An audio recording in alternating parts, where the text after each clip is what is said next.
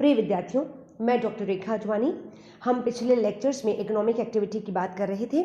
हमने primary, secondary और tertiary activities के द्वारा ये समझने की कोशिश की कि इकोनॉमिक विकास, आर्थिक विकास के जैसे जैसे हम के पथ पर हम जैसे जैसे उन्नति की ओर अग्रसर होते हैं, वैसे वैसे हम प्राथमिक से द्वितीयक और द्वितीयक से तृतीयक प्रकार की एक्टिविटीज़ की ओर शिफ्ट होते रहते हैं और इन सेक्टर्स की जो इम्पोर्टेंस है अर्थव्यवस्था में वो बढ़ती जाती है। In the last century, highly developed economies of the world, particularly Western European countries, USA, Japan, etc., started giving less importance to manufacturing activity and gradually given more emphasis on service sector. In the present era, tertiary sector has become most important. In cases, growth of service sector or tertiary sector becomes synonymous with overall development of the economy. मतलब service sector कितना important है या service sector कितना विकसित है या कितना appropriate है, वो इस बात का इंडिकेटर है, इस बात को इंगित करता है कि ओवरऑल अर्थव्यवस्था, ओवरऑल विकास की दृष्टि से वो राष्ट्र कहाँ स्टैंड करता है। The growth of tertiary sector accelerates development of average standard of life of the people. Traditionally, three sectors of economy, named primary, secondary and tertiary sectors, were accepted by economists, but later on, two more sectors were recognized, namely quaternary and quinary sectors. अब traditionally पारंपरिक रूप से तो अर्थशास्त्रियों ने और उन्हीं से इनहेरेंट करके हमारे आर्थिक भूगोलवेताओं ने इस बात को स्वीकारा कि तीन प्रमुख क्षेत्र है इकोनॉमिक एक्टिविटीज़ की दृष्टि से, या तीन प्रमुख प्रकार की आर्थिक गतिविधियां हैं जो किसी भी प्रदेश की अर्थव्यवस्था को बनाती हैं और इंगित करती हैं, और इनके विकास के साथ ही ओवरऑल विकास या क्वालिटी ऑफ लाइफ किसी भी राष्ट्र में स्थापित होता है। प्राथमिक प्रकार की गतिविधियाँ, द्वितीय प्रकार की गतिविधियाँ और तृतीय प्रकार की गतिविधियाँ। लेकिन लेटर ऑन बाद में अर्थशास्त्रियों ने दो और क्षेत्रों की बात की है, चतुर्थक और पंचम, क्वाटरनरी और क्विनरी। उनका कहना है कि टर्शरी सेक्टर अपने आप में इतनी चीज़ें समाहित नहीं कर पाता है जितनी कि वास्तव में किसी भी इकोनॉमी के डेवलपमेंट को इंगित करने वाली एग्जिस्ट करती हैं। तो उनके लिए, उनके क्लासिफिकेशन के लिए हमने चतुर्थक और पंचम प्रकार के जो क्षेत्र हैं उनकी भी बात की है। Later on, two more sectors were recognized, namely quaternary sector and quinary sector. These two sectors are evolved to describe some high technology knowledge based industries as well as to describe highest form of service sectors. अब इसमें दोनों प्रकार की, एक तो industries भी हैं जो high technology knowledge, technological knowledge जिनमें बहुत चाहिए, जो बहुत ही माइन्यूट, जैसे कि जो कंप्यूटर टेक्नोलॉजी है, उस तरीके की बहुत ही सूक्ष्म प्रकार की, बहुत ही उन्नत प्रकार की जो टेक्नोलॉजी है उस पर आधारित जो उद्योग हैं वो इसमें सम्मिलित किए जाते हैं। और दूसरा हाईएस्ट फॉर्म ऑफ सर्विस, अब बिल्कुल जो उच्चतम प्रकार की जो सेवाएं प्रदान करने वाली जो एक्टिविटीज़ हैं वो इसमें सम्मिलित की जाती हैं। Some noted economists opinion that quaternary and quinary sectors are nothing but the mere extension of tertiary activity. Economic activities में जो अब ये क्वाटरनरी सेक्टर जो है उसकी बात हम करते हैं। Quaternary sector is synonymous with knowledge based economic activity associated with intellectual achievement. जो भी बौद्धिक उपलब्धि है, बौद्धिक गुणवत्ता की दृष्टि से जो श्रेष्ठ, जो उच्चतम जो एक्टिविटीज़ हैं उनको हम चतुर्थक प्रकार की सेवाओं में सम्मिलित करते हैं। Technological advancement and intellectual exercise are the two most important aspect of quaternary sector.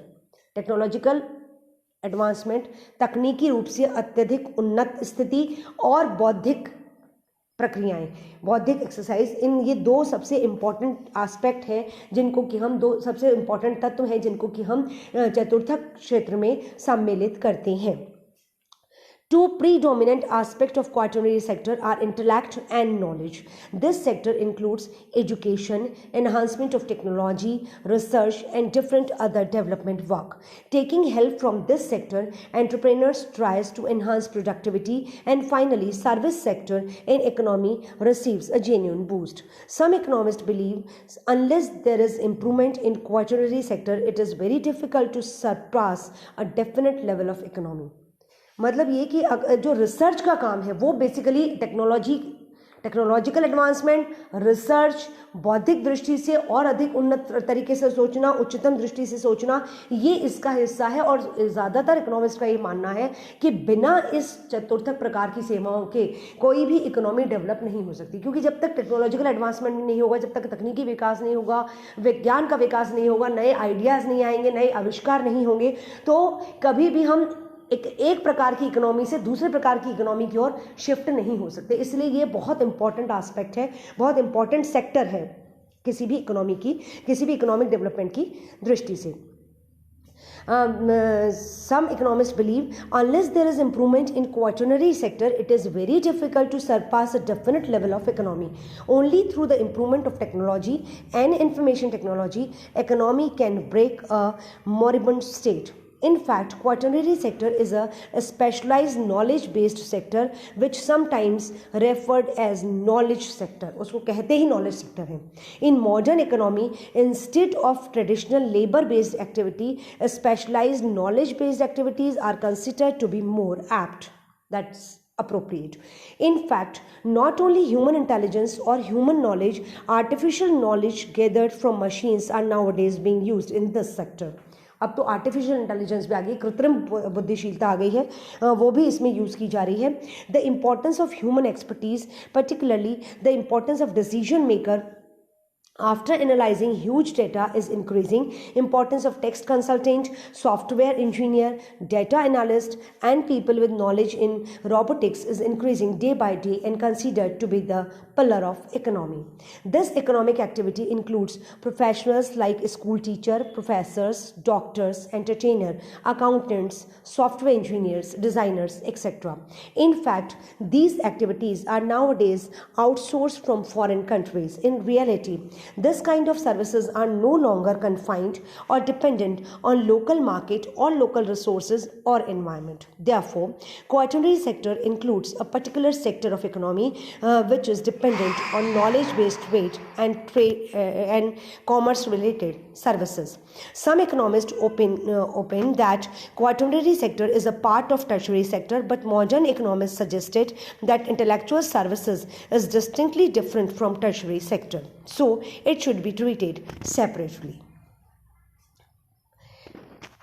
इस कुछ विद्वान, कुछ इकोनॉमिस्ट मानते हैं कि ये टर्शरी सेक्टर का ही एक विस्तार है, लेकिन ज़्यादातर ये मानते हैं कि ये एक जो नॉलेज सेक्टर है, ये अपने आप में इतनी इंपॉर्टेंस रखता है, अपने आप में ये सारी तरह की इकोनॉमीज़ को डेवलप करने के लिए आधारभूत जो स्ट्रक्चर है वो प्रदान करता है। इसलिए इसको बिल्कुल एक अलग सेक्टर के तौर पर विस्तार से और अलग सेक्टर के रूप में सूक्ष्म रूप से अध्ययन करने की आवश्यकता है। अगर हम अर्थशास्त्र की दृष्टि से अध्ययन करते हैं या हम आर्थिक भूगोलवेत्ता की दृष्टि से अध्ययन करते हैं, दोनों ही स्थितियों में इसको बहुत अच्छे से अलग से पढ़ने की ज़रूरत है।